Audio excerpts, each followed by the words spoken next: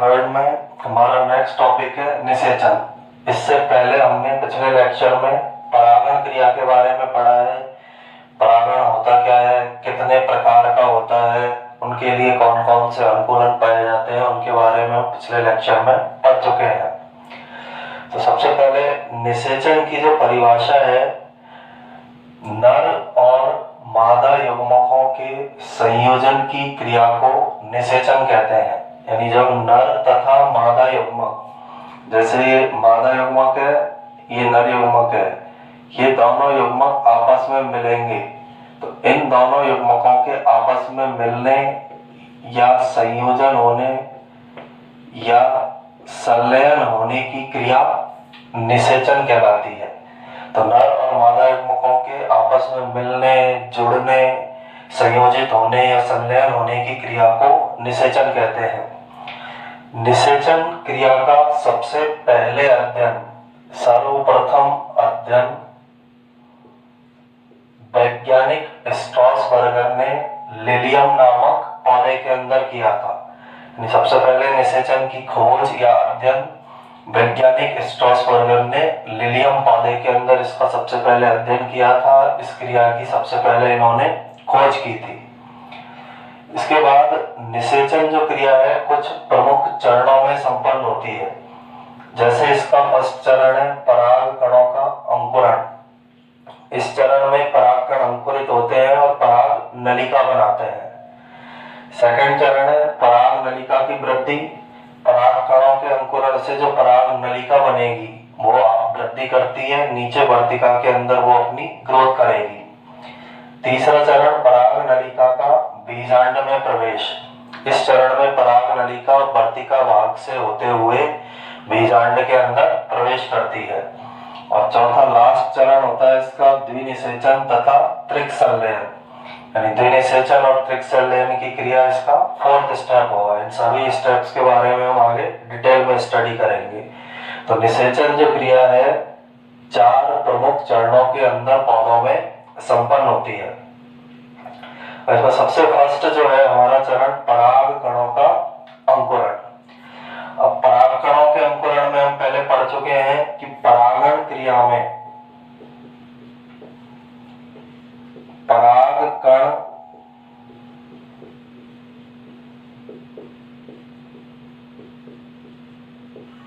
वर्तिकाग्र पर जाते हैं। यानी जब परागण क्रिया संपन्न होती है तो परागकण वर्तिकाग्र पर जाते हैं और पराग कणों के वर्तिकाग्र पर पहुंचने के बाद पराग कणों का अंकुरण प्रारंभ होता है। जैसे वर्तिका वाला भाग है, ये वर्तिका है, नीचे वाला भाग अंडाशय है। तो परागकण इस वर्तिकाग्र वाले भाग पर आएंगे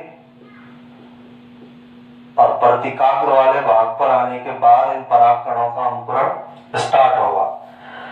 सेकंड, पराग कणों के अंकुरण में वर्तिकाग्र की सतह पर उपस्थित विशेष पदार्थ सहायता करते हैं। वर्तिकाग्र की सतह पर अनेक प्रकार के पदार्थ जैसे वसा,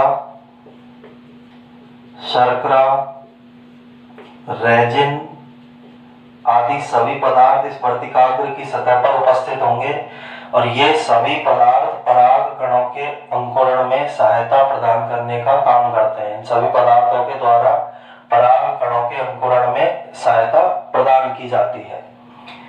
इसके बाद एक डेफिनेशन है अंकुरण काल की।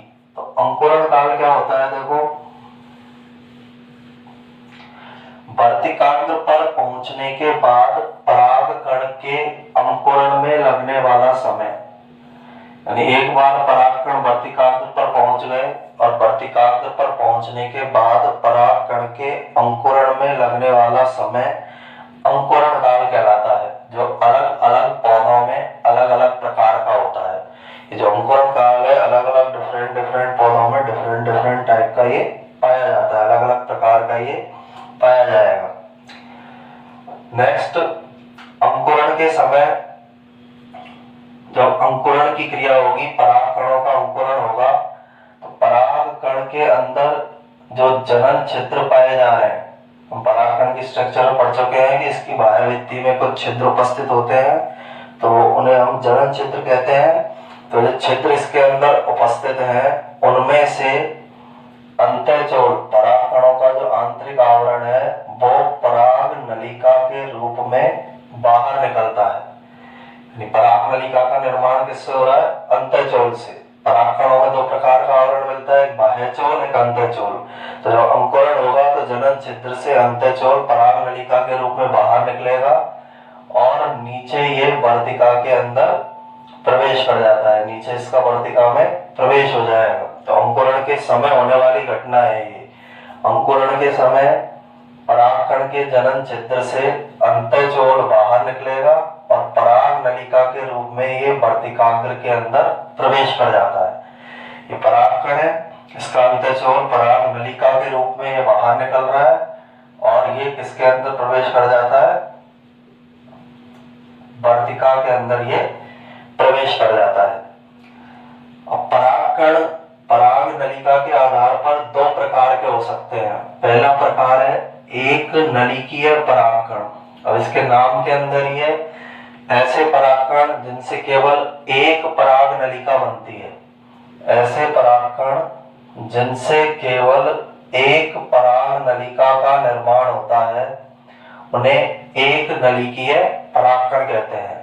और अधिकांश पौधों के अंदर एक नलिकीय प्रकार के परागकण पाए जाते हैं, जिनमें से एक परागकण में से केवल एक पराग नलिका बनेगी। सेकंड वाले हैं बहुनलिकीय परागकण। बहुनलिकीय परागकण इस प्रकार के परागकण हैं जिनमें एक परागकण से एक से अधिक पराग नलिकाएं निकलती हैं। ऐसे परागकण जिनमें एक परागकण से एक से अधिक पराग नलिकाएं निकलेंगी उन्हें बहुनलिकीय परागकण के नाम से जाना जाता है, उन्हें बहुनलिकीय परागकण कहते हैं।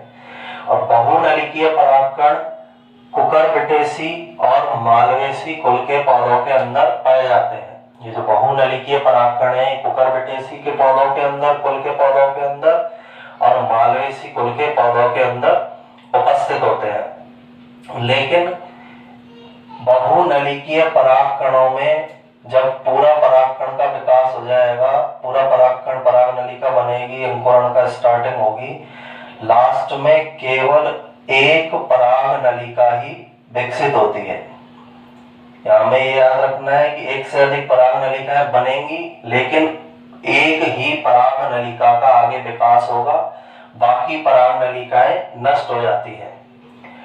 इसके बाद सेकंड हमारा टॉपिक है निषेचन के चरण में पराग नलिका की वृद्धि। तो सबसे फर्स्ट तो पराग नलिका की वृद्धि वर्तिका की आंतरिक संरचना पर निर्भर होती है। यानी वर्तिका किस प्रकार की है उसकी आंतरिक संरचना पर पराग नलिका की वृद्धि निर्भर करेगी। वर्तिका की आंतरिक संरचना पर पराग नलिका की वृद्धि निर्भर करती है। और इसके अलग अलग पौधों में अलग अलग प्रकार की वर्तिका की आंतरिक संरचना होगी। जैसे लिलियम और राईबीज पौधे के अंदर वर्तिका खोखली होती है, इस प्रकार की वर्तिका मिलेगी, अंदर से पूरी तरह खोखली होगी और इसके अंदर श्लेष्मी पदार्थ भरा रहता है। इस वाले जो वर्तिका है इसके अंदर श्लेष्मी पदार्थ भरा हुआ पाया जाता है। तो बहुनलिकीय जो परागकण है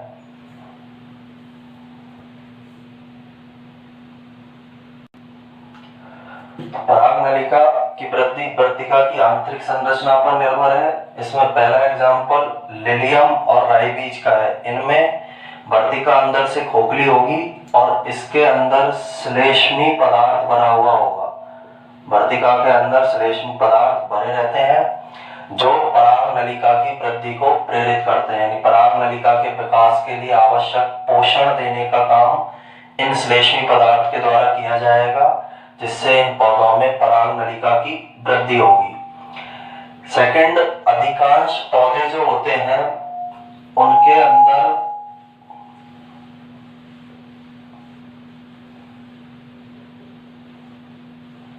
अधिकांश पौधों में वर्तिका ठोस होती है, जैसे वर्तिका वाला भाग है, वर्तिकाग्र, ये वर्तिका, ये अंडाशय, तो ये पूरी तरह से वर्तिका ठोस होगी, इस तरह से पूरी अंदर से भरी हुई होती है।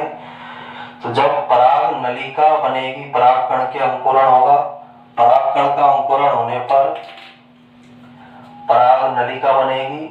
तो इस पराग नलिका को नीचे प्रवेश करने के लिए या नीचे वर्तिका में वृद्धि करने के लिए इस ठोस भाग के ऊतकों का पेक्टिनेज एंजाइम द्वारा अपघटन किया जाता है। ठोस भाग के जो ऊतक हैं उनको पेक्टिनेज एंजाइम डिस्ट्रॉय कर देगा और पेक्टिनेज एंजाइम के द्वारा इनको नष्ट करने पर यहाँ पर एक स्थान बन जाता है, एक जगह बन जाती है, और स्थान या फिर जगह में से जो पराग नलिका है वो आगे नीचे वर्तिका के अंदर वृद्धि करती है। ये वर्तिका के अंदर ये पराग नलिका वृद्धि करेगी। तो अधिकांश पौधों में वर्तिका ठोस होती है और इसमें जब पराग नलिका की वृद्धि होगी तो पेक्टिनेज एंजाइम वर्तिका के ऊतक को नष्ट कर देते हैं, जिससे पराग नलिका के लिए एक मार्ग प्रदान किया जाता है, जिसके द्वारा पराग नलिका नीचे की तरफ ग्रोथ या फिर वृद्धि करती है। तीसरा, आइनोथेरा और पिटूनिया में पराग नलिका वर्तिका के केंद्रीय भाग की कोशिकाओं के बीच उपस्थित अंतःकोशिकीय अवकाशों से प्रवेश करती है। तीसरा जो एग्जाम्पल है वर्तिका संरचना का, तो दो पौधे हैं, एक आइनोथोरा और दूसरे पौधे का नाम है पिटूनिया। इन पौधों में जैसे ये वर्तिकाग्र है, ये वर्तिका है, ये अंडाशय है, तो इनमें जो कोशिकाएं पाई जा रही हैं, इसकी वर्तिका में जो कोशिकाएं मिलेंगी उन कोशिकाओं के बीच अंतःकोशिकीय अवकाश होता है। ये जो अवकाश हमको दिखाई दे रहा है ये अंतःकोशिकीय अवकाश है, और अंतःकोशिकीय अवकाशों से पराग नलिका नीचे वर्तिका के अंदर वृद्धि करती है। जैसे परागकण है, परागकण से पराग नलिका बनी और पराग नलिका इन अंतःकोशिकीय अवकाशों से वर्तिका में नीचे की ओर वृद्धि करती है। तो अलग अलग पौधों में अलग अलग प्रकार से वर्तिका की आंतरिक संरचना मिलेगी और उस वर्तिका की आंतरिक संरचना पर पराग नलिका की वृद्धि निर्भर करती है। जैसे लिलियम रायबीज में वर्तिका खोखली है, उसमें श्लेष्मी पदार्थ भरा हुआ है जो पराग नलिका की वृद्धि को प्रेरित करेगा। अधिकांश पौधों में वर्तिका ठोस होती है और इस ठोस वर्तिका के ऊतकों को नष्ट करने का काम पेक्टिनेज एंजाइम करता है, और पेक्टिनेज एंजाइम द्वारा जब इन ऊतकों को नष्ट किया जाएगा तो पराग नलिका के लिए एक मार्ग का निर्माण हो जाता है। आइनोथेरा और पिटूनिया में पराग नलिका उसके वर्तिका की केंद्रीय भाग की कोशिकाओं के बीच उपस्थित अंतःकोशिकीय अवकाशों से आगे की ओर ग्रोथ या फिर वृद्धि करती है। इसके बाद पराग नलिका की वृद्धि हमेशा अंडाशय की ओर होती है। ये वो पॉइंट याद रखना है कि पराग नलिका की वृद्धि हमेशा अंडाशय की ओर होती है। यानी पराग नलिका हमेशा अंडाशय जहां भी होगा उसकी तरफ वृद्धि करेगी, और वर्तिका में अंडाशय में कुछ रासायनिक कारक पाए जाते हैं जो पराग नलिका की वृद्धि की दिशा का निर्धारण करते हैं। इस वर्तिका के अंदर, अंडाशय के अंदर कुछ रासायनिक कारक उपस्थित होंगे। वो रासायनिक कारक इस पराग नलिका को हमेशा नीचे की ओर अंडाशय की तरफ वृद्धि करने के लिए प्रेरित करते हैं। या फिर हम ये बोल सकते हैं वर्तिका और अंडाशय में कुछ रासायनिक कारक उपस्थित होते हैं। उन रासायनिक कारकों के द्वारा पराग नलिका की वृद्धि की दिशा का निर्धारण किया जाता है।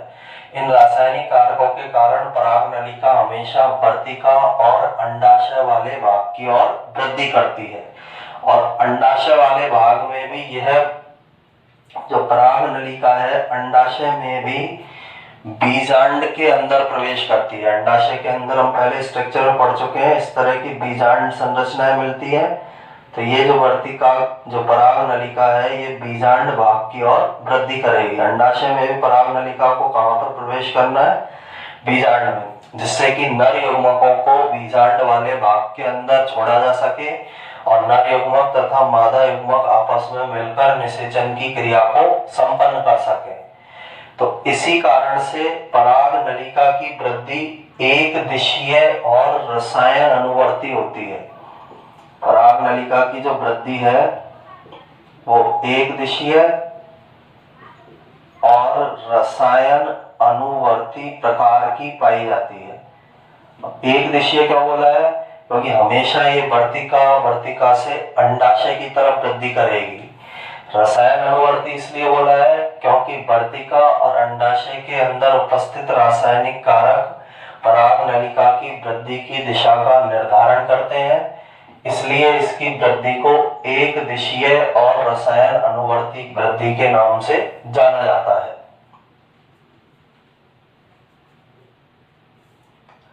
इसके नोट्स बनाने के लिए आप इसका स्क्रीनशॉट ले सकते हैं, इसलिए मैं थोड़ी देर रुक जाता हूं, फिर हम अगले टॉपिक के बारे में डिस्कशन करेंगे।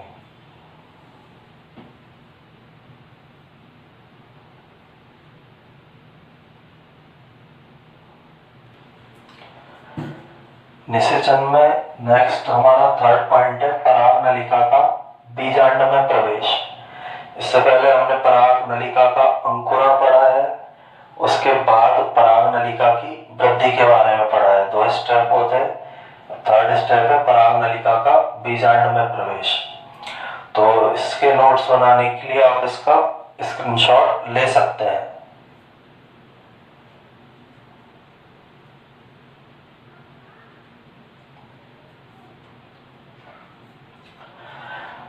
इसमें देखिए पराग नलिका के बीजांड में प्रवेश की क्रिया 3 प्रकार की हो सकती है। यानी पराग नलिका बीजांड में प्रवेश 3 प्रकार से कर सकती है। इसमें सबसे पहले वाले को बोला जाता है बीजांड द्वारीय प्रवेश। यानी जब पराग नलिका बीजांड द्वार से बीजांड में प्रवेश करती है तो इसे बीजांड द्वारीय प्रवेश बोलते हैं। इस स्थान से पराग नलिका इस बीजांड के अंदर प्रवेश करेगी, बीजांड द्वार से प्रवेश करेगी तो इसे बीजांड द्वारीय प्रवेश या पौरोगैमी के नाम से जाना जाता है। और बीजांड द्वारीय प्रवेश अधिकांश पौधों में पाया जाता है। यानी अधिकांश पौधों में पराग नलिका बीजांड द्वार के द्वारा ही बीजांड में प्रवेश करती है। सेकंड निभागीय प्रवेश कैलेजोगैमी जिसको बोला जाता है। निभागीय प्रवेश में पराग नलिका इस निभाग वाले भाग की तरफ से बीजांड के अंदर प्रवेश करती है। यानी ऊपर जो निभाग वाला हिस्सा है उस निभाग वाले हिस्से से पराग नलिका इस बीजांड की तरफ प्रवेश करेगी। और इसके एग्जाम्पल कैजुराइना और बिटुला है। कैजुराइना और बिटुला नामक पौधे के अंदर पराग नलिका विभागीय सिरे से बीजांड में प्रवेश करती है। तीसरा अध्यावरणीय प्रवेश या मीजोगैमी। इस प्रकार के प्रवेश में पराग नलिका अध्यावरणों के माध्यम से या अध्यावरणों से होकर बीजांड के अंदर प्रवेश करती है। यानी जब अध्यावरण से होकर पराग नलिका बीजांड में प्रवेश करती है तो उसे अध्यावरणीय प्रवेश के नाम से जाना जाता है, मीजोगैमी कहा जाता है। और यह इस प्रकार का प्रवेश कुकुरबिटा और पॉपुलस नामक पौधे के अंदर पाया जाता है। तो जिस स्थान से पराग नलिका बीजांड में प्रवेश करती है उसके आधार पर 3 प्रकार के अंदर इसको बांटा गया है।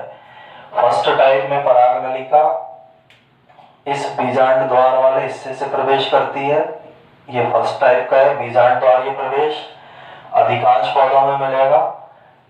ये सेकंड टाइप का है, निभागीय। इसमें पराग नलिका निभाग वाले सिरे से बीजांड में प्रवेश करती है। और थर्ड टाइप का होता है अध्यावरणीय प्रवेश, जिसमें अध्यावरणों से होकर पराग नलिका बीजांड में प्रवेश करती है। 3 प्रकार का प्रवेश पराग नलिका बीजांड में करने के लिए उपयोग में ले सकती है। इनके एग्जाम्पल्स को हमें याद रखना है कि किस किस पौधे में प्रकार की स्ट्रक्चर पाई जा रही है, किस किस पौधे में किस किस प्रकार का प्रवेश उपस्थित होता है। इसके बाद पराग नलिका जब बीजांड में प्रवेश कर जाती है, ये वाली पूरी स्ट्रक्चर हमें जो दिखाई दे रही है ये बीजांड है। बीजांड में प्रवेश करने के बाद पराग नलिका भ्रूण कोश में प्रवेश करती है, क्योंकि निषेचन करना है। जो नर युग्मक है, मादा युग्मक है, वो भ्रूण कोश के अंदर उपस्थित है, अंड कोशिका भ्रूण कोश के अंदर उपस्थित है, इसलिए पराग नलिका बीजांड में प्रवेश करने के बाद इस भ्रूण कोश के अंदर प्रवेश करेगी। और इसका भ्रूण कोश में प्रवेश 3 प्रकार से संपन्न हो सकता है। पहला प्रकार है अंड कोशिका और सहायक कोशिका के बीच से, यानी ये जैसे हम यहाँ इस डायग्राम के अंदर देख रहे हैं, ये वाली है अंड कोशिका, ये जो 2 नीचे दिखाई दे रही है ये सहायक कोशिकाएं हैं। तो पहले प्रकार में पराग नलिका भ्रूण कोश में प्रवेश करने के लिए ये रास्ता अपनाएगी, अंड कोशिका और सहायक कोशिका के बीच से पराग नलिका प्रवेश करती है। दूसरा प्रकार भ्रूण कोश की भित्ति और सहायक कोशिका के बीच से, ये भ्रूण कोश की भित्ति है और ये सहायक कोशिका है। तो पराग नलिका इस मार्ग से प्रवेश करेगी, तो इसे बोला जाता है भ्रूण कोश की भित्ति और सहायक कोशिका के बीच से पराग नलिका का भ्रूण कोश में प्रवेश। तीसरा प्रकार एक सहायक कोशिका को भेद कर, तो इस वाले प्रकार के अंदर पराग नलिका केवल एक सहायक कोशिका के अंदर से प्रवेश करेगी, एक सहायक कोशिका को भेदती है और उस सहायक कोशिका को भेदकर वो अंदर की तरफ प्रवेश करती है। तो 3 प्रकार से पराग नलिका भ्रूण कोश के अंदर प्रवेश करेगी। फर्स्ट अंड कोशिका और सहायक कोशिका के बीच से, सेकंड भ्रूण कोश की भित्ति और सहायक कोशिका के बीच से, ये हमको दिखाई दे रहा है भ्रूण कोश की भित्ति और ये सहायक कोशिका इसके बीच से। तीसरा तरीका एक सहायक कोशिका को भेदकर, ये सहायक कोशिका है, इसको भेदकर ये इसके अंदर प्रवेश कर जाती है। और पराग नलिका जब भ्रूण कोश में प्रवेश करती है तो वो क्रिया कुछ चरणों में संपन्न होती है, कुछ स्टेप्स के अंदर इस प्रोसेस को या प्रक्रिया को संपन्न किया जाता है। इसमें सबसे फर्स्ट 2 में से एक सहायक कोशिका पराग नलिका के भ्रूण कोश में प्रवेश से पूर्व हासित हो जाती है, यानी इसके अंदर जैसे ही ऊपर से पराग नलिका आ रही है तो ये जब अंदर एंटर करने वाली होगी, अंदर एंटर करने से पहले ही 2 में से एक सहायक कोशिका का अपहासन हो जाता है, अपघटन हो जाता है। हाशित सहायक कोशिका के तंतु रूपी समुच्चय द्वारा पराग नलिका भ्रूण कोश में प्रवेश करती है। जैसे सहायक कोशिका है हमारे पास 2, इनमें से एक सहायक कोशिका का अपघटन होगा, ये सहायक कोशिका अपघटित होगी तो इसके द्वारा तंतु रूपी समुच्चय बनाए जाते हैं। ये सहायक कोशिका चेंज होकर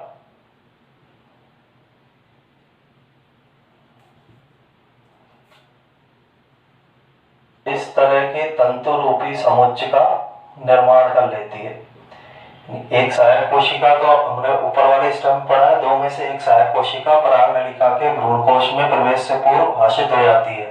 यह सहायक कोशिका हाशित हुई और इसके द्वारा तंतु रूपी समुच्चय का निर्माण किया गया है और इस हाशित सहायक कोशिका के तंतु रूपी समुच्चय द्वारा पराग नलिका भ्रूण कोश के अंदर प्रवेश करती है। तीसरा, जैसे ही पराग नलिका इसके अंदर प्रवेश करती है, पराग नलिका के शीर्ष भाग पर एक छिद्र का विकास हो जाता है। ऊपर से पराग नलिका आ रही है तो उस पराग नलिका के शीर्ष भाग पर एक छिद्र बन जाएगा और उस छिद्र में से 2 नर युग्मक हाशित सहायक कोशिका में मुक्त हो जाते हैं। पराग नलिका आ रही है, ऊपर से एक शीर्ष भाग पर छिद्र बनेगा, इसमें से 2 नर युग्मक, एक नर युग्मक ये है, दूसरा नर युग्मक ये है, तो 2 नर युग्मक हाशित जो सहायक कोशिका है उसमें मुक्त हो जाएंगे। कुछ कोशिका द्रव्य को भी मुक्त कर दिया जाता है और दो नर युग्मकों को भी सहायक कोशिका के अंदर हाशित सहायक कोशिका में मुक्त कर दिया जाता है। अब सहायक कोशिका में जब ये मुक्त होंगे, अभी हमने स्ट्रक्चर पढ़ी है,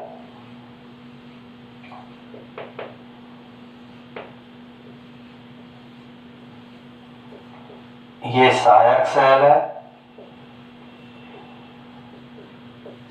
ये अंड कोशिका है, ये केंद्रीय कोशिका है, ये एंटीपोडल कोशिकाएं हैं। तो परागनलिका के शीर्ष पर छिद्र का विकास हुआ। ये हाशित सहायक कोशिका है, यहाँ पर परागनली आई ऊपर से और इसके शीर्ष भाग पर छिद्र का विकास हुआ। इसके बाद इसमें दो नर युग्मकों को मुक्त कर दिया गया, एक नर युग्मक ये, दूसरा नर युग्मक ये। दो नर युग्मक हाशित कोशिका के अंदर मुक्त कर दिए जाते हैं। ये मुक्त हो गए। इनके मुक्त होने के बाद एक नर युग्मक, ये वाला जो नर युग्मक है, आसानी से अंड कोशिका के साथ जुड़ जाता है। दो नर युग्मक में से एक नर युग्मक अंड कोशिका के साथ जुड़ जाएगा, जबकि दूसरा नर युग्मक, सेकंड वाला जो ये नर युग्मक है, ये नर युग्मक केंद्रीय कोशिका में उपस्थित द्वितीयक केंद्रक से जाकर जुड़ता है। यानी दो नर युग्मक है, दो में से एक अंड कोशिका के साथ जुड़ जाता है, दूसरा नर युग्मक जो है केंद्रीय कोशिका में उपस्थित द्वितीयक केंद्रक के साथ जाकर जुड़ जाता है, जिससे आगे द्विनिषेचन और त्रिक संलयन की प्रोसेस या प्रक्रिया कंप्लीट हो सके। तो अंड कोशिका वाला नर युग्मक तो बिल्कुल पास में है, तो आसानी से इसके साथ जुड़ जाएगा, और केंद्रीय कोशिका तक पहुंचने के लिए नर युग्मक अमीबीय गति की सहायता लेता है। अमीबीय गति के द्वारा दूसरा नर युग्मक केंद्रीय कोशिका के द्वितीयक केंद्रक तक पहुंचता है। तो ये परागनलिका के भ्रूणकोश में प्रवेश के चरण है। एक बार फिर से इनको रिपीट कर लेते हैं हम। दो में से एक सहायक कोशिका परागनलिका के भ्रूणकोश में प्रवेश से पूर्व हाशित हो जाती है। सहायक कोशिका थी, दो सहायक कोशिका है, ये फर्स्ट ये सेकंड, तो एक सहायक कोशिका हाशित हो जाती है। ये हाशित सहायक कोशिका है। हाशित जो सहायक कोशिका होगी उससे तंतु रूपी समुच्चय बनता है। ये जो हमने तंतु दिखा रखे हैं, ये तंतु रूपी समुच्चय। इसके बाद हाशित सहायक कोशिका के तंतु रूपी समुच्चय द्वारा परागनलिका का भ्रूणकोश में प्रवेश होता है। हाशित हुई, हाशित होने पर इसने तंतु बनाए, वो तंतु परागनलिका को अंदर प्रवेश करने में सहायता करते हैं, भ्रूणकोश में अंदर एंटर होने में सहायता करेंगे। तीसरा, परागनलिका के शीर्ष पर छिद्र विकसित होता है, जिससे दो नर युग्मकों को, एक नर युग्मक ये, दूसरा नर युग्मक ये, दो नर युग्मकों को हाशित सहायक कोशिका में मुक्त कर दिया जाता है। अब दो नर युग्मक में से एक नर युग्मक तो अंड कोशिका के साथ आकर जुड़ जाता है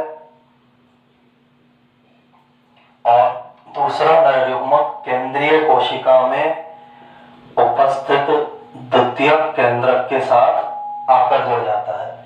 तो इस तरह से परागनलिका का भ्रूणकोश में प्रवेश संपन्न होता है। इस प्रकार से परागनलिका भ्रूणकोश में प्रवेश कर पाती है।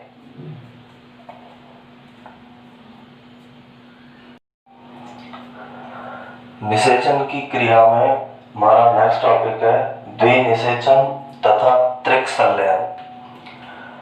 इससे पहले हम निषेचन के विभिन्न चरणों को पढ़ चुके हैं। परागनलिका के अंकुरण के बारे में हमने स्टडी किया है, परागनलिका के विकास के बारे में हमने स्टडी किया है, परागनलिका के भ्रूणकोश में प्रवेश के बारे में हमने स्टडी किया है।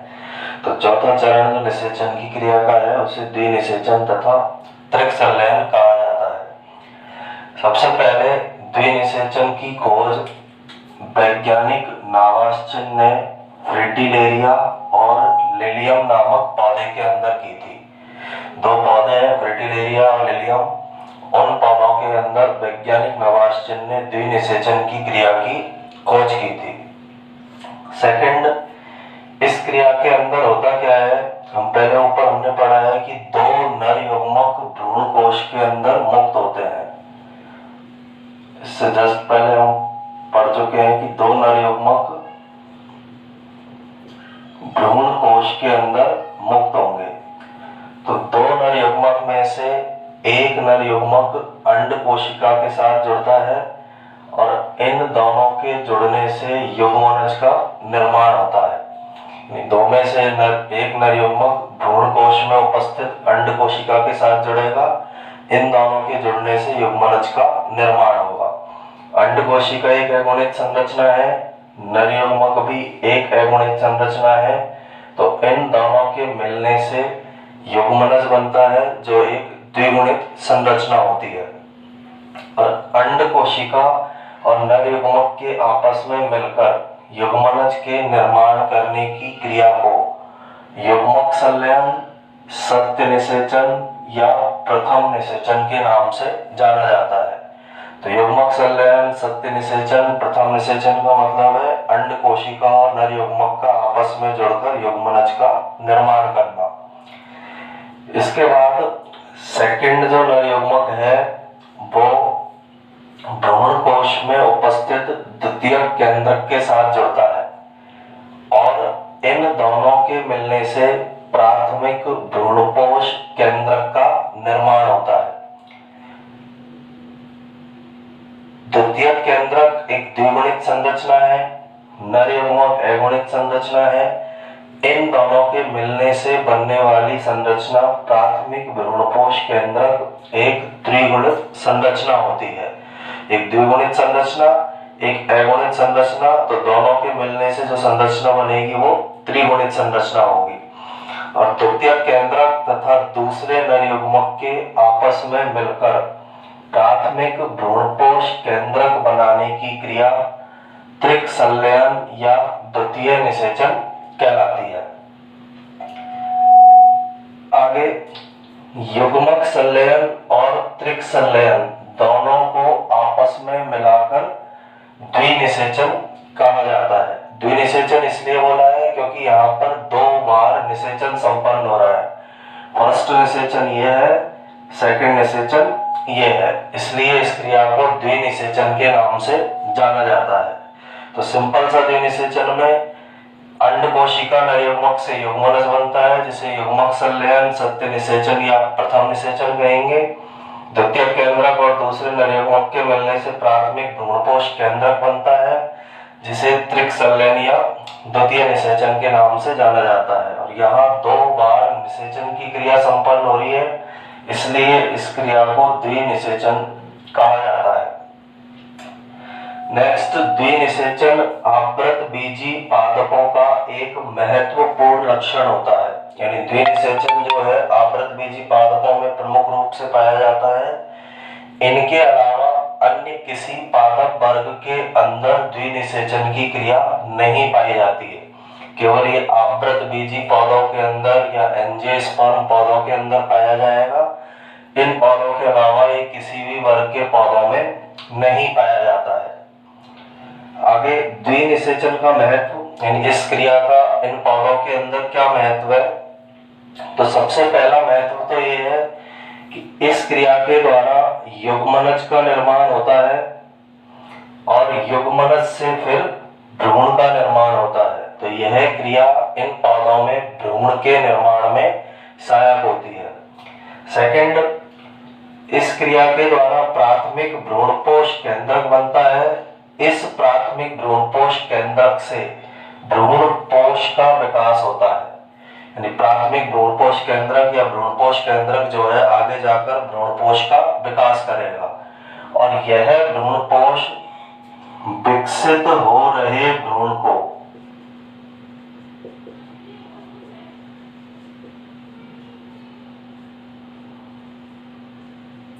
पोषण प्रदान करने का कार्य करता है। यानी इस भ्रूणपोष के द्वारा विकसित हो रहे भ्रूण को पोषण प्रदान करने का कार्य किया जाता है। तो दूसरा महत्व है भ्रूणपोष केंद्रक का निर्माण होगा।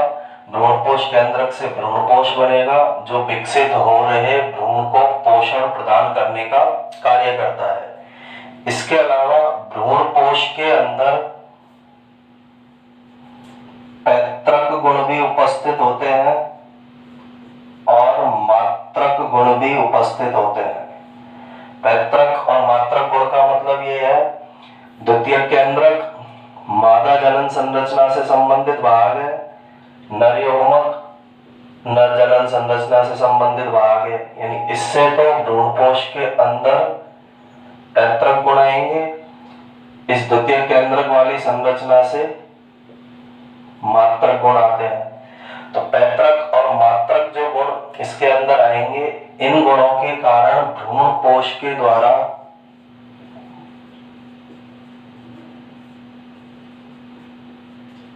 संकर ओज का गुण प्रदर्शित किया जाता है। संकर ओज के गुण का मतलब है कि ये भ्रूणपोष जो बना है इसके अंदर अधिक जीवन क्षमता पाई जाती है। तो सीधा से याद रखना, भ्रूणपोष के अंदर पैतृक और मात्रक दोनों लक्षण उपस्थित है, इसलिए ये संकर ओज का गुण प्रदर्शित करता है। तीसरा, युग्मक संलयन और त्रिक संलयन। ये युग्मक संलयन है, ये त्रिक संलयन है। इससे जीव द्रव्य का पुनर्विन्यास तथा नवीनीकरण होता है। जब दोनों प्रकार के केंद्रक नर युग्मक अंड कोशिका से और नर युग्मक द्वितीय केंद्रक से मिलता है तो जीव द्रव्य का पुनर्विन्यास होता है, जीव द्रव्य का नवीनीकरण होता है। और ये पुनर्विन्यास और नवीनीकरण बीजों की जीवन क्षमता के लिए आवश्यक होता है। यानी बीजों के अंदर बीजों को जीवन क्षम बनाए रखने के लिए यह जीव द्रव्य का पुनर्विन्यास और नवीनीकरण आवश्यक होता है। तो ये द्विनिषेचन के 3 महत्व है, यानी आवृत बीजी पौधों के अंदर द्विनिषेचन इन 3 महत्वपूर्ण क्रियाओं के अंदर सहायक होता है। तो इससे संबंधित आप नोट्स बनाने के लिए इसका स्क्रीनशॉट ले सकते हैं।